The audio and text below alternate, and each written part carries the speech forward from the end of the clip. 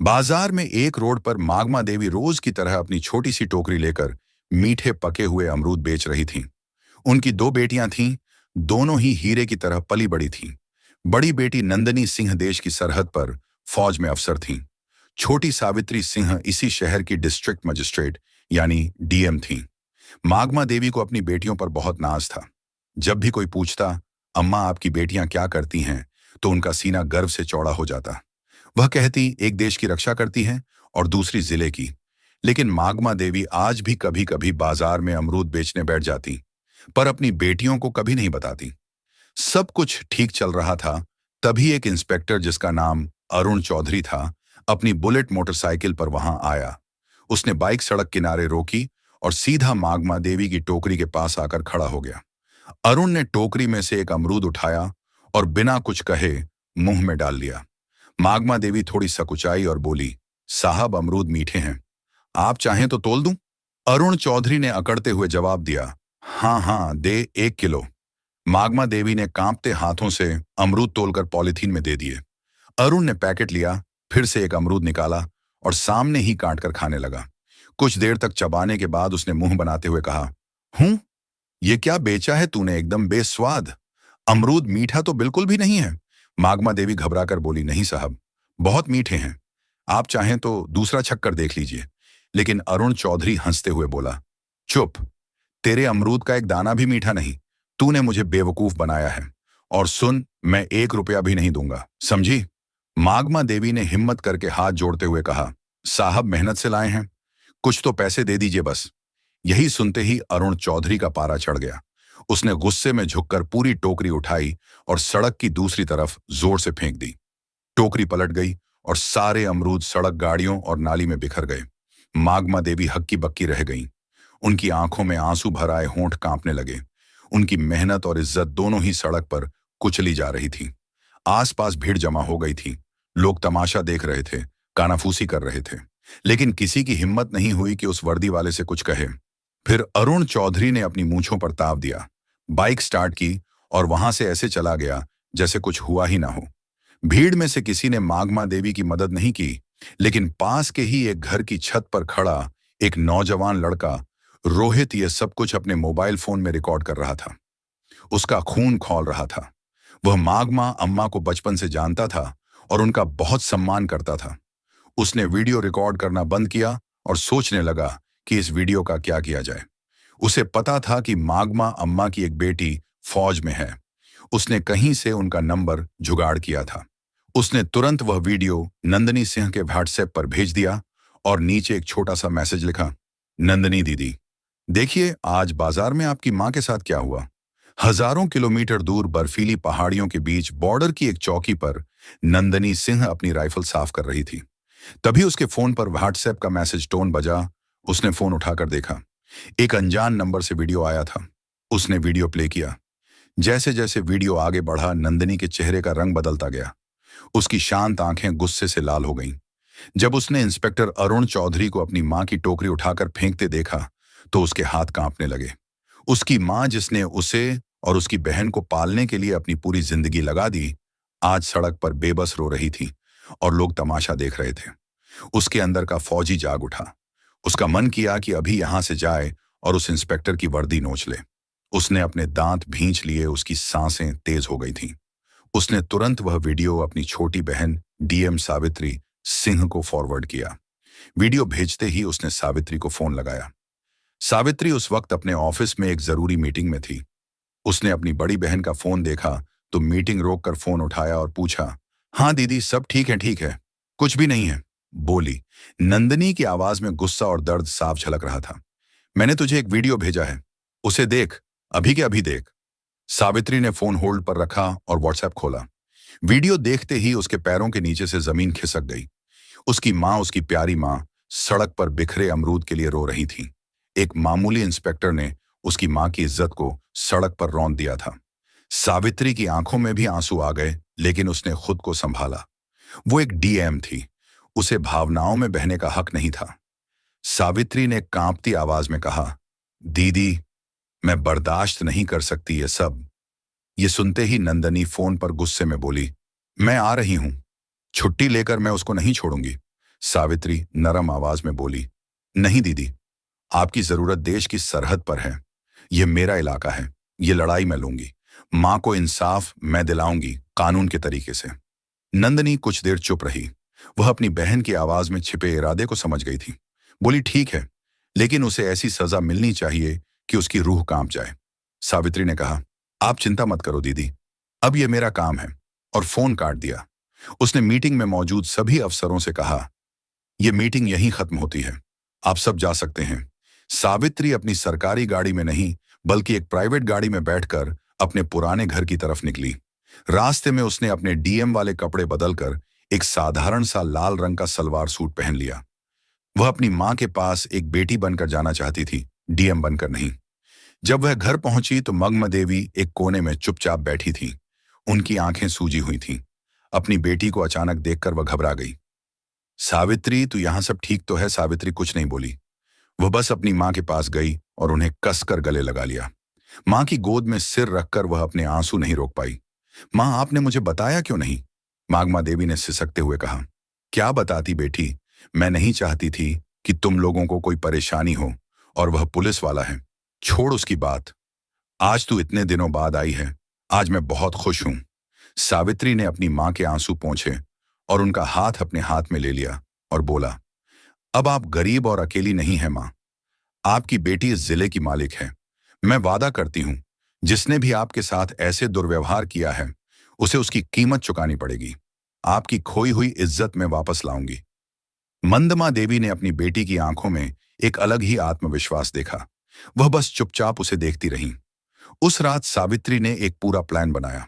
वह जानती थी कि अगर वह डीएम बनकर थाने जाएगी तो सारे पुलिस वाले उसके पैरों में गिर जाएंगे और असली गुनहगार कभी सामने नहीं आएगा।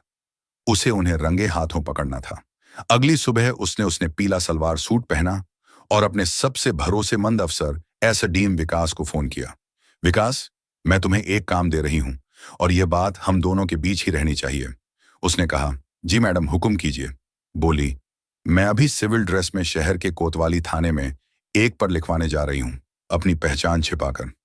मैं चाहती हूं कि तुम ठीक 2 घंटे बाद जिले के एसपी, डीएसपी और बाकी बड़े पुलिस अफसरों की टीम के साथ थाने पहुंचो। जब तक मैं इशारा ना करूं, कोई कुछ नहीं बोलेगा। विकास ने कहा, ठीक है मैडम, जैसा आप कहें। सावित्री ने फोन रख दिया। दोस्तों, अब खेल शुरू होने वाला था। सावित्री ने एक साधारण सा पीले रंग का सलवार सूट पहना, चेहरे पर दुपट्टा डाला और एक आम नागरिक की तरह ऑटो पकड़कर कोतवाली थाने पहुंची।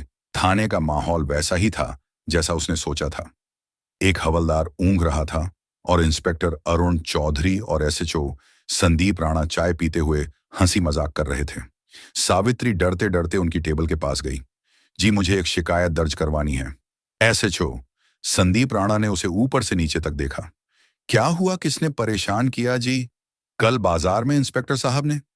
जैसे ही उसने इंस्पेक्टर का नाम लिया, अरुण चौधरी चौकन्ना हो गया। उसने सावित्री को घूर कर देखा।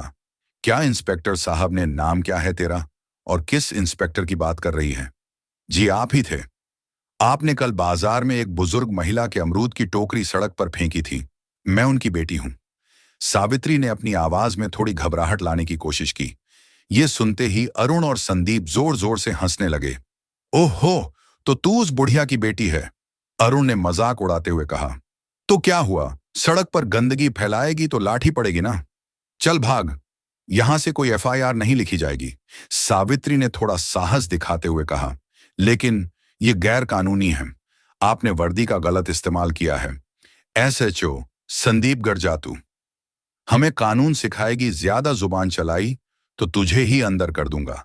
सरकारी काम में बाधा डालने के जुर्म में निकल।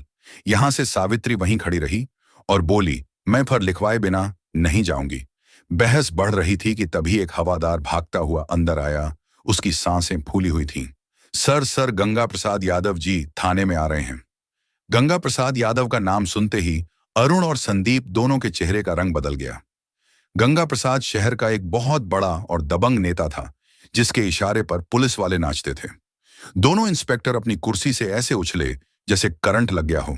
अरे जल्दी करो, गेट खोलो, संदीप ने हवलदार को डांटा और दोनों भागकर गेट की तरफ गए, जैसे कोई बहुत बड़ा साहब आ रहा हो। एक सफेद सफारी गाड़ी थाने के अंदर आकर रुकी। उसमें से सफेद कुर्ता पायजामा पहने गंगा प्रसाद यादव उतरा। अंदर आते ही उसने अपने मजाकिया अंदाज में कहा, क्या हाल है चौधरी? काम धाम अच्छा चल रहा है ना? कोई मुर्गा उर्गा फंसाया कि नहीं?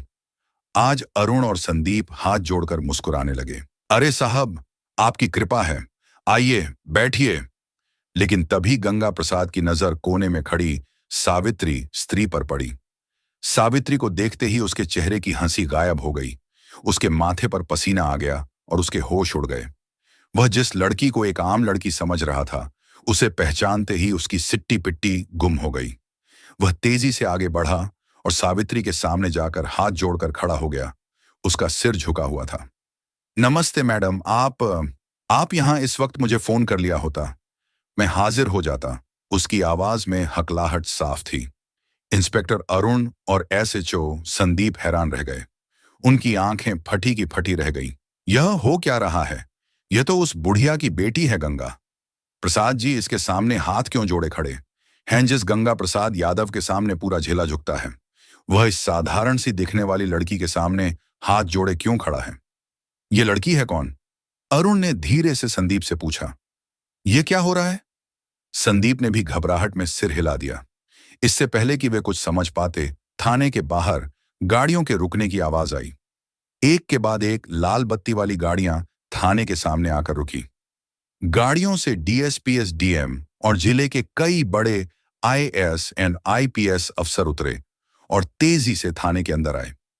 वे सब आकर चुपचाप सावित्री के पीछे लाइन बनाकर खड़े हो गए, जैसे अपने सीनियर को रिपोर्ट कर रहे हों। अब थाने में सन्नाटा था। सिर्फ पंखे की घर घर की आवाज आ रही थी। अरुण चौधरी और संदीप राणा पत्थर के बुद्ध बन चुके थे। उनके हलक सूख गए थे। माथे पर पसीने की बूंदें चमक रही थीं। तभी डीएसपी ने आगे बढ़कर गुस्से में अरुण चौधरी की तरफ देखकर कहा, इंस्पेक्टर तमीज से खड़े हो जाओ। तुम जिले की डीएम मैडम सावित्री सिंह के सामने खड़े हो। DM madam. यह शब्द किसी बम की तरह थाने में फटा। अरुण और संदीप के पैरों तले जमीन खिसक गई। उन्हें लगा जैसे किसी ने उनके कानों में पिघला हुआ शीशा डाल दिया हो। वे कांपते हुए सावित्री को देखने लगे, जिसे वे कुछ देर पहले अमरूद वाली की बेटी कहकर बेइज्जत कर रहे थे। सावित्री की आंखों में अब एक आम लड़की की घबराहट नहीं, बल्कि एक डिस्ट्रिक्ट मैजिस्ट्रेट का रौब और गुस्सा था। उसने अपनी ठंडी और कड़क आवाज में कहा, inspector Arun Chaudhary and SHO Sandeep Rana, दोनों की आत्मा तक कांप गई। You are suspended with immediate effect. Savitri ने आदेश दिया। एसडीएम साहब, इन दोनों के खिलाफ वर्दी की ढांस दिखाने, एक आम नागरिक को अपमानित करने और अपनी ड्यूटी ना करने के जुर्म में फर्ज दर्ज कीजिए। साथ ही इनके खिलाफ एक विभागीय जांच भी बिठाई जाए। एसपी साहब ने तुरंत अपने मातहतों को इशारा किया और दोनों इंस्पेक्टरों की बेल्ट और टोपी उतरवा दी गई। कल तक जो शेर बने घूम रहे थे, आज बीगी बिल्ली की तरह सिर झुकाए खड़े थे। तभी नेता गंगा प्रसाद यादव ने हिम्मत करके कहा, मैडम नादान है, गलती हो जाती है, माफ कर दीजिए, मैं समझा दूंगा इनको। सावित्री ने घूमकर गंगा प्रसाद को ऐसी नजरों से देखा कि वो कांप गया। नेताजी, यह नादान नहीं, सरकारी वर्दी में छुपे गुंडे हैं, और जहां तक समझाने की बात है तो अब इन्हें कानून समझाएगा। और बेहतर होगा कि आप इस मामले से दूर रहें, वरना जांच की आंच आप तक भी पहुंच सकती है। गंगा प्रसाद यादव का चेहरा सफेद पड़ गया। वह समझ गया कि इस नई डीएम से टकराना आसान नहीं है। वह चुपचाप सिर झुकाकर वहां से खिसक गया, लेकिन उसकी आंखों में एक अजीब सी नफरत और गुस्सा था जो सावित्री ने पढ़ लिया था। अगली सुबह सब समझ रहे थे कि डीएम बेटी ने मां को इंसाफ दिलाया। सब कुछ ठीक लग रहा था, लेकिन सावित्री एक दिन रात को जब खाना खा रही थी, तभी उसके पर्सनल फोन पर एक अननोन नंबर से कॉल आया। उसने फोन उठाया। हेलो। दूसरी तरफ से कोई कुछ नहीं बोला, बस एक भारी सांस लेने की आवाज आई। फिर एक बदली हुई मशीनी आवाज में कोई बोला, डीएम साहिबा शहर में नहीं हो, ज्यादा उड़ने की कोशिश मत करो। इंस्पेक्टर तो बस मोहरे थे, खेल तो अब शुरू होगा। सावित्री ने कड़क आवाज में पूछा, कौन बोल रहा है?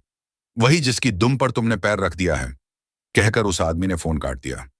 सावित्री के माथे पर चिंता की लकीरें उभर आईं। वह समझ गई थी कि गंगा प्रसाद यादव इतनी आसानी से हार मानने वालों में से नहीं है।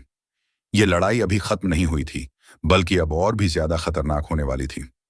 उसे अब सिर्फ अपनी मां की इज्जत ही नहीं, बल्कि उनकी जान की भी फिक्र होने लगी थी। उसने तुरंत ही एसपी को फोन किया और अपनी मां के घर के आसपास सादी वर्दी में 2 पुलिस वालों को तैनात करने को कहा। वह अपनी मां को डराना नहीं चाहती थी, लेकिन कोई भी खतरा मोल लेना भी नहीं चाहती थी। अगले कुछ दिन शांति से गुजरे। सावित्री को लगा शायद उसकी चेतावनी काम कर गई और गंगा प्रसाद यादव पीछे हट गया है, लेकिन वह तूफान से पहले की शांति थी। एक सुबह जब मागमा देवी बाजार में अपने अमरूद की टोकरी लगाकर बैठी ही थी कि अचानक पुलिस की 3 गाड़ियां वहां आकर रुकीं। उनमें से एक नया इंस्पेक्टर उतरा, जिसे सावित्री नहीं जानती थी। उसने मागमा देवी की टोकरी की तरफ इशारा करते हुए कहा, हमें सूचना मिली है कि इन अमरूदों की आड़ में नशीले पदार्थों की तस्करी हो रही है। तलाशी लो। इससे पहले कि कोई कुछ समझ पाता, एक सिपाही ने अमरूदों के नीचे से भूरे रंग के नशीले पदार्थ निकाले और चिल्लाया, असर मिल गया। नशीला पदार्थ बाजार में हड़कंप मच गया। लोग कानाफूसी करने लगे। देखो, डीएम की मां नशीले पदार्थ बेचती है। मागमा देवी सन रह गई। वह रोते हुए बोली, नहीं साहब, यह मेरा नहीं है। किसी ने मुझे फंसाया है। लेकिन किसी ने उनकी एक न सुनी। पुलिस उन्हें जबरदस्ती जीप में बिठा कर ले गई। यह खबर आग की तरह पूरे शहर में फैल गई। न्यूज चैनलों पर ब्रेकिंग न्यूज चलने लगी। डीएम सावित्री सिंह की मां नशीले पदार्थ के आरोप में गिरफ्तार। यह गंगा प्रसाद यादव का मास्टर स्ट्रोक था। उसने सावित्री पर सीधा हमला नहीं किया, बल्कि उसकी सबसे बड़ी ताकत और सबसे बड़ी कमजोरी, उसकी मां पर वार किया था। अब सावित्री एक अजीब दुविधा में फंस गई थी। अगर वह अपनी शक्ति का इस्तेमाल करके मां को छुड़ाती तो उस पर पद का दुरुपयोग करने का आरोप लगता, और अगर वह चुप रहती तो उसकी बेगुनाह मां जेल में सड़ती। सावित्री के ऑफिस में फोन की घंटियां बजने लगीं। मीडिया मंत्री, सीनियर अधिकारी, हर कोई जवाब मांग रहा था। तभी उसकी बहन आर्मी ऑफिसर अवनिका का फोन आया। उसकी आवाज में गुस्सा और बेचैनी थी। बहन, ये क्या हो रहा है? मैं आ रही हूं। मैं उस गंगा प्रसाद को नहीं छोड़ूंगी। सावित्री ने गहरी सांस ली और अपनी आवाज को स्थिर करते हुए कहा, नहीं दीदी, तुम्हें आने की जरूरत नहीं है। अगर हम भी उनकी तरह गैर कानूनी काम करेंगे तो उनमें और हम में फर्क क्या रह जाएगा? यह लड़ाई अब कानून के दायरे में ही लड़ी जाएगी और जीतेगी भी। सावित्री ने तुरंत एक प्रेस कॉन्फ्रेंस बुलाई। पूरा मीडिया हॉल खचाखच भरा था। कैमरों की फ्लैश लाइट उसकी आंखों में चुभ रही थी। उसने माइक संभाला और कहा, मैं जानती हूं आप सबके मन में क्या सवाल है। मेरी मां पर गंभीर आरोप लगे हैं। कानून सबके लिए बराबर है, चाहे वह एक आम नागरिक हो या डीएम की मां। इसलिए मैं इस केस की जांच से खुद को अलग करती हूं, ताकि जांच पर कोई असर न पड़े। एसपी साहब एक स्पेशल टीम बनाकर इस मामले की निष्पक्ष जांच करेंगे। मुझे भारत के कानून पर पूरा भरोसा है। दूध का दूध और पानी का पानी होकर रहेगा। सावित्री का यह दांव देखकर गंगा प्रसाद यादव भी हैरान रह गया। उसे लगा था कि सावित्री बौखलाकर कोई गलत कदम उठाएगी, लेकिन उसने तो बड़ी समझदारी से खुद को जांच से अलग कर लिया था। लेकिन सावित्री सिर्फ कानून के भरोसे नहीं बैठी थी। उसने रोहित को बुलाया। वही लड़का जिसने पहला वीडियो बनाया था? सावित्री ने कहा, रोहित, मुझे तुम्हारी मदद चाहिए। तुम बाजार में रहते हो, वहां की हर हरकत पर तुम्हारी नजर रहती है। पता लगाओ उस दिन मां की टोकरी के पास कौन कौन आया था। कोई भी अजीब हरकत, कोई भी नया चेहरा, मुझे हर छोटी बड़ी जानकारी चाहिए। रोहित अपनी डीएम दीदी की मदद करने के लिए तुरंत तैयार हो गया। उसने बाजार के दूसरे दुकानदारों और अपने दोस्तों से पूछताछ शुरू कर दी। 2 दिन की कड़ी मेहनत के बाद उसे एक सुराग मिला। पास की एक दुकान के बाहर लगे सीसीटीवी कैमरे की फुटेज में एक आदमी मागमा देवी की टोकरी के पास कुछ रखते हुए दिखा था। उसका चेहरा साफ नहीं था, लेकिन वह वही आदमी था जिसे लोगों ने सस्पेंड हुए इंस्पेक्टर अरुण चौधरी के साथ कई बार देखा था। सबूत मिल चुका था। यह सारा खेल गंगा प्रसाद यादव ने अपने पिट्ठू सस्पेंड हुए इंस्पेक्टरों के जरिए रचा था। अब बारी सावित्री की थी। उसने एसपी के साथ मिलकर एक जाल बिछाया। उन्होंने यह झूठी खबर फैलाई कि सीसीटीवी फुटेज में नशीला पदार्थ रखने वाले का चेहरा साफ साफ आ गया है और पुलिस उसे पकड़ने ही वाली है। यह खबर सुनते ही गंगा प्रसाद यादव के कैंप में खलबली मच गई। उसने तुरंत अरुण चौधरी को फोन किया। वह आदमी पकड़ा नहीं जाना चाहिए। उसको कुछ करो, वरना हम सब पकड़े जाएंगे। गंगा प्रसाद को नहीं पता था कि उसका फोन पहले से ही पुलिस के सर्विलांस पर था। अरुण चौधरी और संदीप राणा उस आदमी को ठिकाने लगाने के लिए जैसे ही शहर के बाहर एक सुनसान जगह पर पहुंचे, सावित्री और एसपी ने अपनी पूरी टीम के साथ उन्हें घेर लिया।